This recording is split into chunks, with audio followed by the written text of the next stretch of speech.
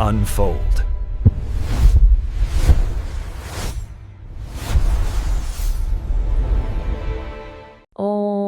2005년 혹시 그해의 분위기를 기억하시나요? 대한민국 전체가 정말 한 명의 과학자 때문에 들썩였죠. 난치병이 곧 정복될 거라는 희망, 우리나라에서도 드디어 노벨상이 나온다는 그런 기대감. 근데 그 모든 게 사실은 거대한 신기루였다는 게 밝혀지기까지 우리 사회는 정말 거대한 집단적 열광에 빠져 있었습니다. 바로 황우석 사태 이야기입니다. 네, 오늘 청취자께서 보내주신 국가적 광기의 부검이라는 제목의 심층 보고서를 가지고 이 사건을 한번 제대로 파헤쳐보려고 합니다. 이 자료가 흥미로운 게요. 단순히 한 과학자의 성공과 추락을 그냥 시간순으로 나열하는 데 그치지 않는다는 점이에요. 우리 사회가 당시 왜 그렇게까지 영웅을 원했는지, 그리고 진실 앞에서 어떻게 눈을 감아버렸는지 그 사회 심리를 굉장히 날카롭게 해부하고 있더라고요. 맞아요. 저도 이 보고서를 읽으면서 가장 흥미로웠던 게 바로 그 지점이었습니다. 이건 그냥 한 과학자가 사기를 쳤다는 단순한 이야기가 아니더라고요. 우리 사회 전체가 어떻게 하나의 거대한 신화에 빠져들고 또 어떻게 빠져나왔는지 그 과정을 함께 추적해보는 뭐랄까 그런 작업에 가깝죠. 자, 그럼 이 거대한 서사의 첫 장부터 한번 넘겨볼까요? 모든 신화의 시작에는 사람들을 열광시키는 압도적인 사건이 있잖아요.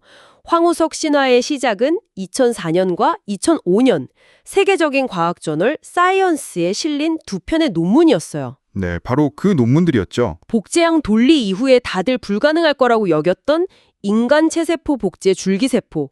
이걸 세계 최초로 성공시켰다는 거였죠. 당시 분위기는 정말 상상 이상이었습니다. 척수 마비 환자가 다시 걷게 된다는 희망이 정말 손에 잡힐 듯 했으니까요. 맞아요. 여기서 이 보고서가 짚는 핵심은 이게 왜 과학계를 넘어서 일반 대중에게 그토록 폭발적인 희망을 줬냐는 거예요. 바로 환자 맞춤형 장기라는 개념 때문이었죠. 아, 내 몸의 세포로 만드니까 거부 반응이 없다. 바로 그거죠.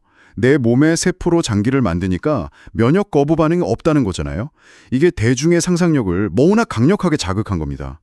복잡한 과학적 검증 과정보다는 휠체어에 앉은 사람이 벌떡 일어나는 그 기적의 이미지가 사람들의 이성을 마비시킨 거죠.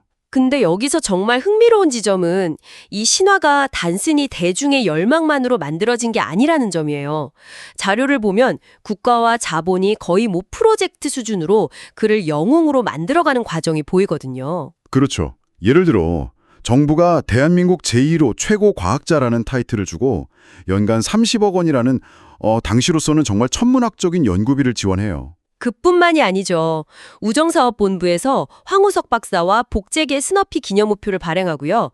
대한항공에서는 10년간 전노선 1등석 무제한 이용권 같은 거의 국보급 대우를 해줍니다. 와, 보고서에서는 이걸 시스템적인 공모이자 거대한 황우석 카르텔이 형성된 거라고 분석해요. 그러니까 정부, 언론, 자본이 한 팀이 돼서 황우석 비판은 절대 안 돼 라는 분위기를 만들어버렸다는 거죠. 그런 분위기 속에서 조금이라도 의문을 제기하면 어떻게 됐나요? 바로 국익을 해치는 매국노가 되는 거죠.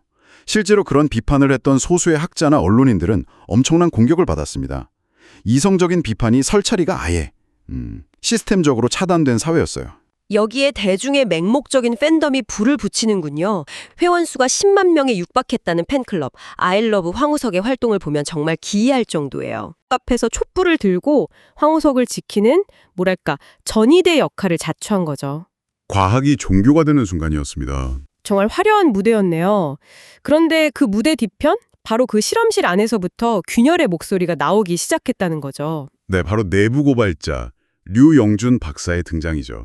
당시에는 닥터 K라는 익명으로 알려졌는데요. 이분의 제보가 이 거대한 거짓의 성벽을 무너뜨린 사실상 최초의 타격이었습니다. MBC 인터뷰에서 했던 말이 굉장히 인상 깊어요. 내가 눈 감고 혼자 잘 먹고 잘 살아도 되나? 그런 죄책감. 이 한마디에 그의 모든 고뇌가 담겨 있죠. 학계에 몸담고 있는 사람으로서 이런 내부 고발을 한다는 게 정말 모든 걸 거는 행동이었을 텐데요. 그렇죠. 학계에서 완전히 매장당하고 배신자라는 낙인이 찍힐 걸 각오해야 하는 일이었으니까요. 보고서는 진실을 침묵하는 것에 대한 개인의 죄책감이 거대한 시스템의 압력을 이겨낸 원동력이었다고 평가하고 있어요. 이용중 박사가 구체적으로 제기했던 문제가 뭐였나요? 가장 충격적이었던 건 역시 난자 채취의 비윤리성 문제였죠. 맞습니다. 황호석 박사는 계속 자발적인 기증이라고 주장했지만 그 실상은 끔찍했습니다.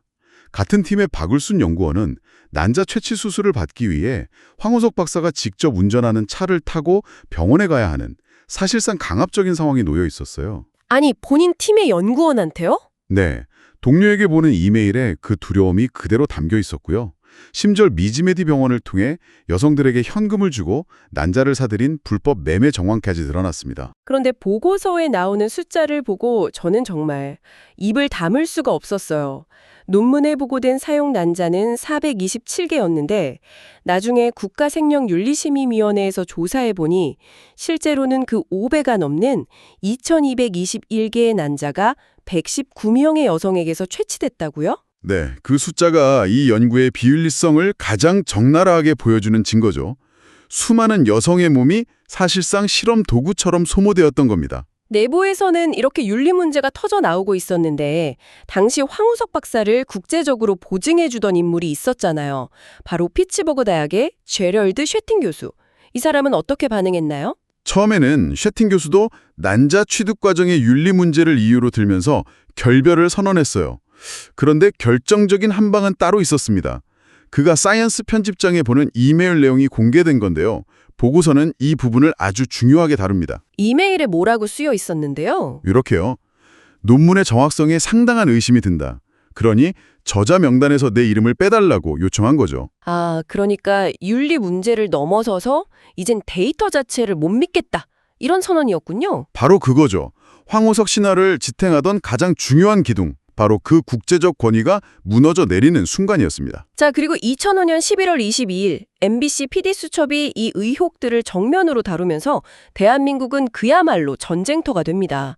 그런데 보통 이런 내부 고발이 나오면 진실을 밝히라는 쪽으로 여론이 움직이잖아요. 네, 그게 상식적인데 근데 PD수첩 방송 이후에는 완전히 반대 현상이 벌어졌다고요. 자료를 보면 광고 중단 세태까지 갔다고 하는데 이건 도대체 어떻게 벌어진 일인가요? 그게 바로 이 사태의 광기를 보여주는 지점입니다. 황우석 지지자들이 조직적으로 PD수첩 광고주 목록을 만들어서 인터넷에 뿌리고 불매 운동을 벌인 거예요. 압박을 견디지 못한 12개 기업이 결국 전부 광고를 철회했습니다. 광고가 하나도 없이 방송이 나갔다고요? 네, 방송 역사상 광고 없이 프로그램이 나간 초유의 사태였죠.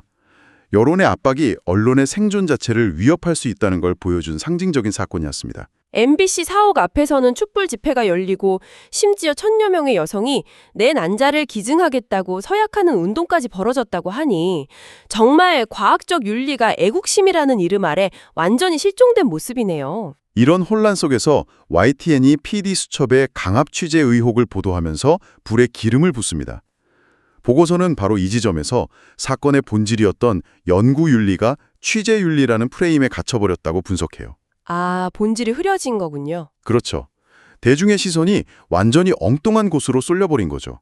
결국 언론이 언론을 공격해서 진실규명을 방해한 한국 언론사에 남을 부끄러운 장면이었습니다. 그렇게 거대 언론이 여론의 문매를 막고 주춤하는 사이에 정말 흥미로운 반전이 일어납니다. 결정적인 증거들이 주류 언론이 아닌 생물학 연구자들의 익명 커뮤니티 브릭에서 터져 나왔다는 거죠. 네, 2005년 12월 5일에 The Show Must Go On 이라는 제목의 게시글 하나가 올라오면서부터 그야말로 온라인 과학 수사가 시작됩니다. 잠자고 있던 젊은 과학도들의 검증 본능이 깨어난 거죠. 그들의 첫 번째 타겟은 뭐였나요? 바로 논문에 실린 줄기세포 사진들이었어요. 사진에서 뭘 발견한 건가요? 사실은 단 하나의 줄기세포 사진을 복사하고 좌우로 뒤집고 회전시키고 밝기를 조절해서 만든 아, 복붙이요. 복붙의 결과물이라는 걸 밝혀낸 겁니다. 세포 안에 있는 아주 미세한 점들의 위치까지 포토샵으로 겹쳐보니 정확하게 일치하는 빼도 박도 못할 증거를 찾아낸 거죠. 정말 대단하네요. 저는 이 부분을 읽으면서 소름이 돋았어요. 현대판 셜록 홈즈가 한 명이 아니라 수십, 수백 명이었던 셈이잖아요. 그렇죠. 그리고 사진 조작 의혹은 곧바로 데이터 조작 의혹으로 이어졌습니다. 특히 환자의 체세포와 여기서 복제했다는 줄기세포의 DNA 지문이 100% 일치한다는 데이터가 결정적이었는데 이 데이터의 조작 수법이 아주 교묘했어요. 보고서는 이걸 검체 바꿔치기라고 설명하는데요. 검체 바꿔치기요? 좀 더 쉽게 설명해 주실 수 있나요? 아주 간단해요. 예를 들어 제세포를 뽑아서 시험관 2개에 나눠 담는 겁니다. 그리고 하나는 청취자님의 체세포라고 이름표를 붙이고 다른 하나는 청취자님에게서 복제한 줄기세포라고 이름표를 붙여서 DNA 검사기관에 보내는 거예요. 그럼 결과는 당연히 똑같이 나오겠네요? 그렇죠. 당연히 결과는 100% 일치한다고 나오겠죠. 아, 애초에 같은 샘플이었으니까요. 정말 기가 막힌 수법이네요. 그런데 BIRIC의 네티즌들은 거기서 한 걸음 더 나아갑니다. DNA 분석 결과를 보면 데이터 그래프에 미세한 노이즈, 그러니까 잡음 패턴이 생기거든요. 그런데 서로 다른 검체라고 주장하는 데이터들의 잡음 패턴까지 복사 붙여넣기 한 것처럼 똑같다는 걸 밝혀내요. 잡음까지 똑같았다. 네, 이건 실수가 아니라 명백한 의도적 조작이라는 걸 증명한 거죠. 사태가 이 지경에 이르렀는데도 황우석 박사는 끝까지 자신은 푸해자라고 주장했잖아요. 김선종 연구원이 진짜 줄기세포를 다른 세포와 몰래 섞어 심었다. 나도 속았다는 논리였죠. 네, 마지막까지 자신을 피해자로 포장하려 했죠. 하지만 검찰 수사 결과는 완전히 달랐습니다. 황우석 박사는 이미 줄기세포가 없다는 사실을 알고 있는 상태에서 연구원들에게 데이터를 만들어라 라고 직접 조작을 지시한 총책임자였음이 드러났습니다. 아, 본인이 지시를 한 거군요. 네, 보고서는 이 부분을 명확히 구분해요. 진짜가 있었는데 바꿔치기 당한 것이 아니라 애초에 존재하지도 않던 것을 만들기 위해 모든 것이 조직적으로 조작된 것이라고요. 마침내 심판의 날이 왔군요. 2006년 1월 10일 서울대학교 조사위원회가 최종 보고서를 발표했죠. 네, 그 보고서의 결론은 아주 간결하고 단호했습니다. 딱 한 문장이었죠.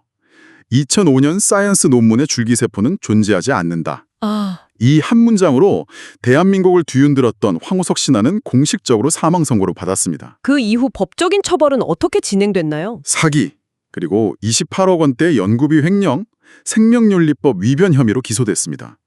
긴 법정 공방 끝에 대법원에서 징역 1년 6월에 집행유예 2년이 확정됐어요. 실형을 살진 않았군요. 네, 하지만 과학자로서의 명예는 완전히 실추됐고 서울대 교수직에서도 파면됐죠. 자, 지금까지 신화의 탄생부터 몰락, 그리고 그 이면의 진실까지 정말 숨가쁘게 달려왔네요. 이 보고서를 쭉 따라오면서 분명해지는 건 이 사건이 결코 황우석이라는 한 개인의 사기극으로만 볼 문제가 아니라는 점인 것 같아요. 정확합니다. 보고서 결론에서도 이 사태가 우리 사회에 남긴 교훈을 몇 가지로 정리하는데요. 첫째는 성과 제일주의의 그늘이에요. 모르가도 서울만 가면 된다는 식의 결과 중심주의가 어떻게 괴물을 만들었는지를 보여줬다는 거고요. 둘째는 언론의 감시 기능 상실입니다. 국익이라는 이름 아래 진실을 외면하고 오히려 신화 만들기에 앞장섰던 언론의 부끄러운 자화상을 돌아보게 하죠. 그리고 마지막으로 대중의 역할에 대해서도 생각하게 만드는 것 같아요. 네, 그게 세 번째 교훈, 과학의 정치화와 대중의 맹신입니다.